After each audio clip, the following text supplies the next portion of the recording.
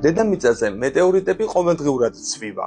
მათი მხოლოდ მცირე ნაწილის შემთხვევაშია ცნობილი ის სხეული, რომელსაც ისინი გამოეყო, სანამ ჩვენს პლანეტაზე მოხვდებოდა. ასეთი ობიექტების უმრავლესობის შედგენილობა საერთო წარმომავლობაზე მიანიშნებს. რადიაციის კვალი კი მიუთითებს, რომ განცალკევება ახლო წარსულში მოხდა. მეცნიერებმა მეტეორიტების წყაროების შესასწავლად კომპიუტერული სიმულაციები და ტელესკოპების მიერ ასტეროიდების შესახებ მოპოვებული მონაცემები შეაჯერეს. შედეგად დაადგინეს, საიდან მომდინარეობს მეტეორიტების 90%-ზე მეტი. ყურადღება H და L ტიპის ქონდრიტებზე გამახვილდა, რომელთაგანაც პირველს რკინის მაღალი, მეორეს კი დაბალი შემცველობა გამოარჩევს.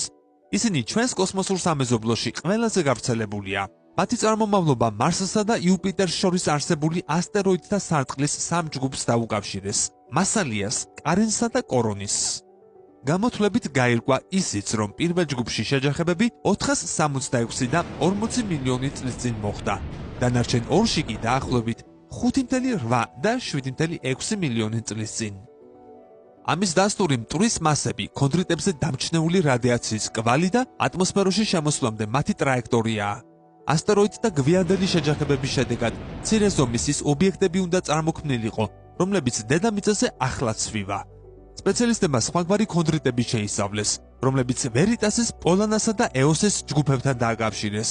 ამით მეტეორიტების 90%-ზე მეტი წყარო გახდა ცნობილი. სამომავლოდ გეგმავენ, რომ დარჩენილი მეტეორიტების წარმომავლობაც გაარკვიონ. ავტორთა ორი ნაშრომი გამოცემაში Astronomy and Astrophysics გამოქვეყნდა. არ დაიზარო, გამოიწერე ჩვენი YouTube არხი, დაგვიჭირე მხარი.